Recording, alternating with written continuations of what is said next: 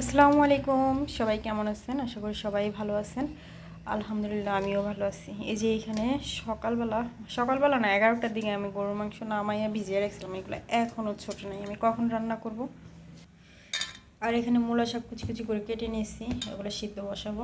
আর এইখানে আছে মূলা টুকরা করা, এগুলো ওই যে শাকের সাথে যে মূলাগুলো ছিল ওই মূলাগুলো দিয়ে মাংস রান্না করব আজকে। আর এইখানে এই যে শাকে বাগার দিতে যা যা লাগবে শাকের ইনগ্রেডিয়েন্টস এখানে রাখা আছে। এখানে কেটে নিয়েছি বড় সাইজের 2টা পেঁয়াজ মাংসের জন্য এবং শাকের জন্য। সকালে ডিম ভাজি করছিলাম এই কড়াইতে, তো এই কড়াইতে আমি শাকটা উল্টে দিয়ে দেবো। অবশ্যই এখন কিন্তু আমি বাগার দিতেছি না, শাকটা উনানোর জন্য এখানে দিয়ে দিতেছি। যত বেশি দেখতে পাচ্ছি আমি ইউজ করবো তত বেশি আমার বুঝতে পারবে। তো কষ্ট আমার কষ্ট বাঁচানোর জন্য আমি এই বুদ্ধি সবসময় ইউজ করি।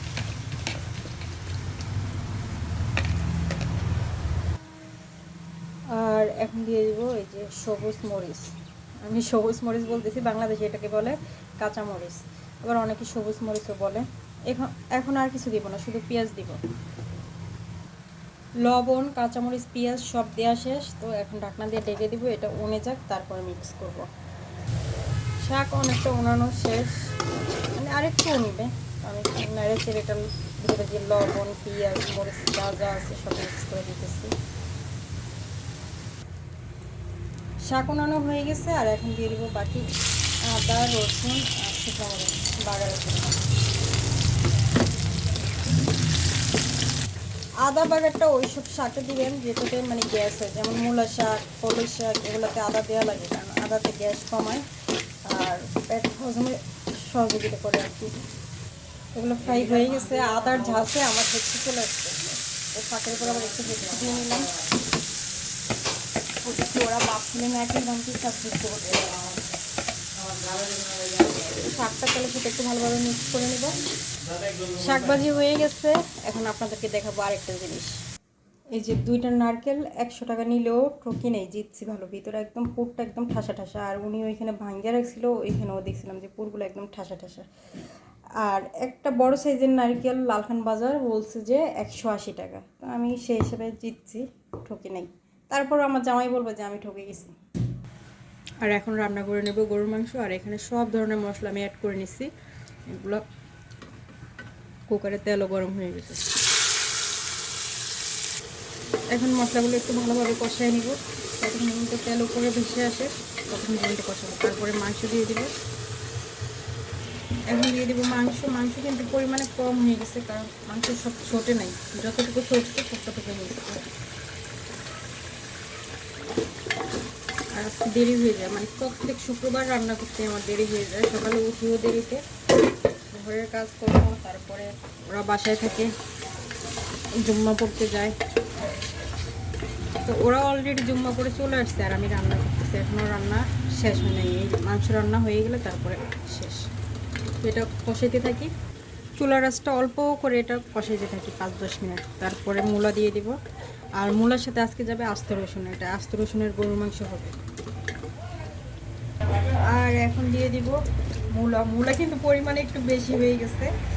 আর এই যে 2টা রসুন, মূলা পরিমাণে বেশি হয়ে গেছে, আমি চাইলে রাখতে দিতে পারতাম, রাখলাম না। ওই 2টা মূলা দিয়ে আবার পরে কী রান্না করবো। মাংস আর একটু বেশি হলে ভালো হতো আর কি, কিন্তু ছোটো নাই, কি আর করার। এখন মূলা আর মাংস আর রসুন ভালোভাবে কষাই, তারপরে ঝোলের পানি দিয়ে দিব।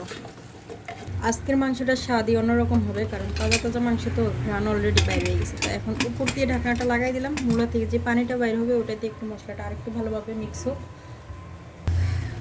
মূলা আর মাংস কষানো শেষ, এখন দিয়ে দিব ঝোলের পানি। ঝোলের পানি আমি আগেই গরম করে রাখছিলাম, তবে একটু ঠান্ডা হয়ে গেছে, আর একটু দিব। ঝোলের পানি দিয়ে শেষ, এবার ঢাকনা লাগাই দিব আর অপেক্ষা করব 20 থেকে 25 মিনিট। আর চুলার আঁচ থাকবে হাই হিট। আর এই যে এখানে মিস্টারকে লাগাই দিছি। কি করতেছো তুমি? নারকেল খুলতেছে পিঠা খাওয়ার জন্য। আর এইদিকে আমি আর আমার ছেলে অসহায় শিশুর মতো দাঁড়াইছিলাম নারকেল খাওয়ার জন্য, কিন্তু বেচারা দিতেছে না। ওই পড়ছে নীরব। আর আমি যে বলছি সব ধরনের মশলা দিয়ে দিয়েছি, আমি তো মেন মশলাই দিই নাই, পেঁয়াজ দিই নাই। তো পেঁয়াজগুলো এখানে ঢেলে দিলাম। ভাগ্য ভালো আগে ভাগে দেখে ফেলছি, মানে রান্না চলাকালীন দেখে ফেলছি। তো ঢাকনা দিয়ে ফেলছিলাম, তো ঢাকনা আবার লাগাই দিব, নাইরে চিরা দিই, মিক্স হয়ে যায়। লাগাই দিচ্ছি।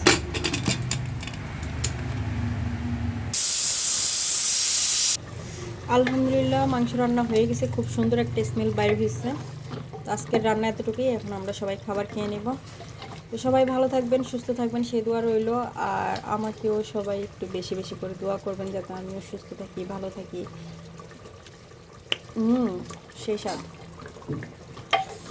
তো আজকে এতটুকুই, বাই বাই, আবার দেখা হবে কালকে অন্য কোনো রেসিপি নিয়ে, অবশ্য রেসিপি না, ভিডিও নিয়ে। বাই।